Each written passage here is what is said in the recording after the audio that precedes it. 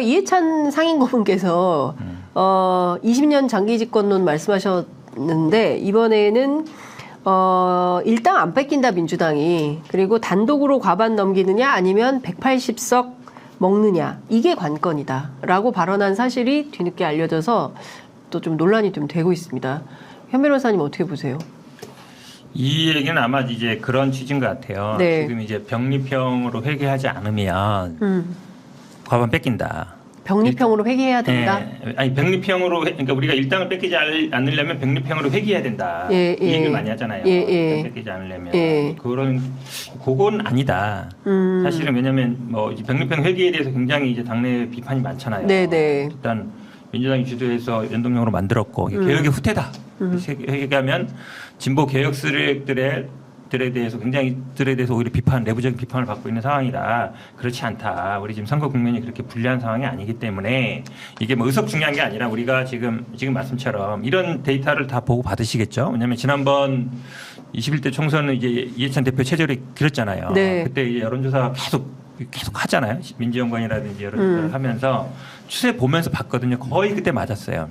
거의 당선 지역. 그러니까 뭐 심지어 마지막 저는 이제 그때 못 나가고 이제 대변인을 했는데 네. 마지막 그 선대위 회의를 용산에서 했거든요. 용산에서 했을 때도 이기면 0.1%, 지면 0.2%, 거의 3%다. 이렇게까지 우리가 판세를 분석했는데 실제로 0.6%인가 졌어요. 그러니까 거의 맞췄거든요. 그런 어떤 데이터에 분석한 거라서 그런 좀 안심. 아니, 네. 우리가 너무 꼭 병리평으로 복귀해야만 우리가 과반을 하거나 일단을 하는 건 아니다. 저는 네. 이제 이런 취지로 좀 받아들이고 있습니다. 꼭 병리평 할 필요 없다. 그러니까 병리평으로 바로 회계한다 그러면 네. 약간 자신감도 없어 보이지만 네. 그다음에 이게 개혁의 후퇴라는 명분이 좀 약해요. 예. 그러다 보니까 지금 당내 물론 논란은 있습니다. 네. 병리평으로 회계해야 된다는 얘기와 아니다. 비례연합정당을 만들어서. 네. 근데 비례연합정당을 만들어서 제일 문제가 뭐냐면 너무 많이 생겨요.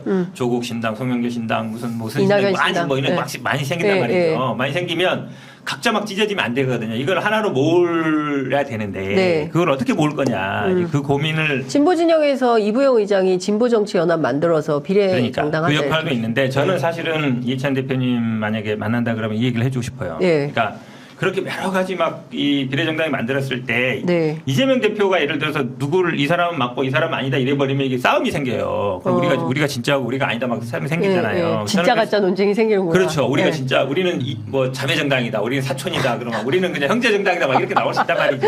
그럴 거 아니에요. 그렇죠. 우리가 더 가깝다. 우리 진짜 예. 민주당이다. 예. 막 이런 게 있어서 그 틀을 그럼 하나로 묶어야 되는데 누가 할 거냐.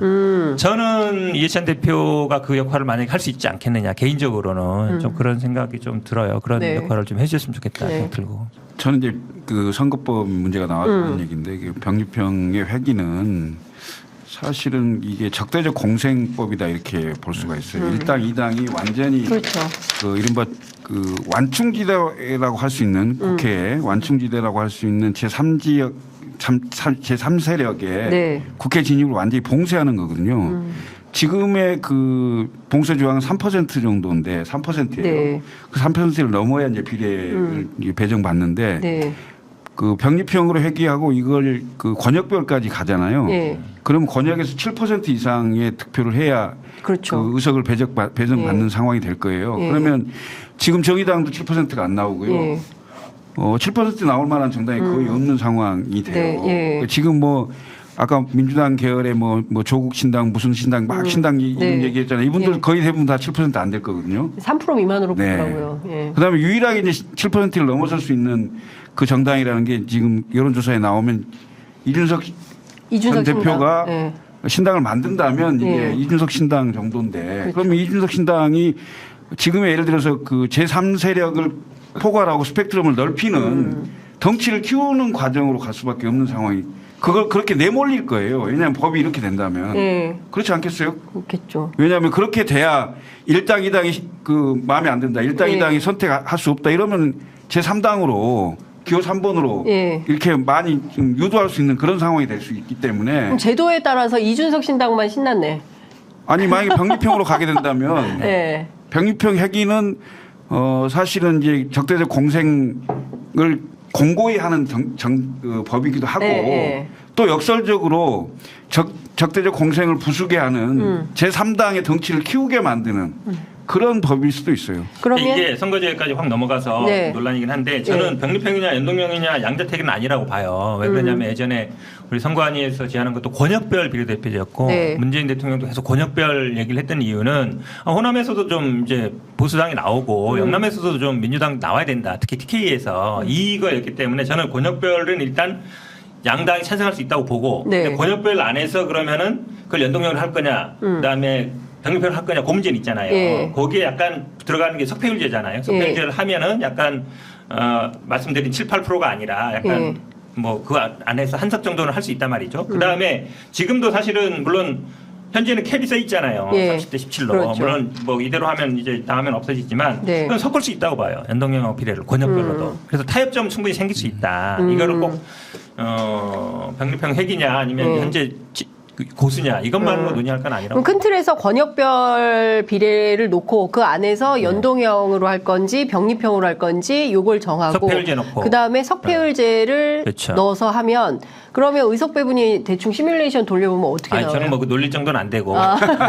근데 이제 결국은 권역별로 하면서 권역별 병립형으로 하면 지금 병립형은 큰 차이가 없을 거예요. 근데 대신 이제 지역이 네. 이쪽에 있을 사람이 이쪽으로 가느냐 이쪽에 있을 사람이 있는 차이이기 때문에 그래도 그건 낫다. 똑같이 병립하더라도 지역적인 기반이 다르니까. 근데 거기에 이제 연동형을 조금 섞으면 되겠죠. 근데 이거를 이제 국민의힘이 기본적으로- 봤냐 말이죠. 아니, 기본적으로 김영진 의원이 네.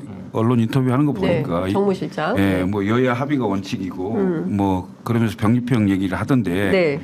연동형 만들 때는 당시 보수 정당의 반대를 무릅쓰고 야당 연합으로 만들었잖아요. 이거 지키려면 민주당이 소신껏 하세요 원칙대로 그냥 하시면 되지 무슨 또 여야 합의 같은 걸 따지고 있어. 언제 뭐 여야 합의했어 선거법으로? 아니, 합의 안 될 것 같으니까 현행대로 그냥 연동형으로 가자. 연동형 이제 47석으로 가면. 네. 아니 그냥 한 20% 안 하면 되잖아. 근데 왜 그걸 하려고 그래 자꾸? 말하는 거 아니에요? 합의 안 되기를. 하여튼 지금 뭐 내년 선거 앞두고 선거제도 그다음에 또 하나는 이제 선거구 획정 문제와 관련해서도 이제 국회 안에서 막 굉장히 소란이 있는데 하여튼 이건 저희가 좀 국회 상황이 어떻게 될지 좀 지켜보도록 하고요.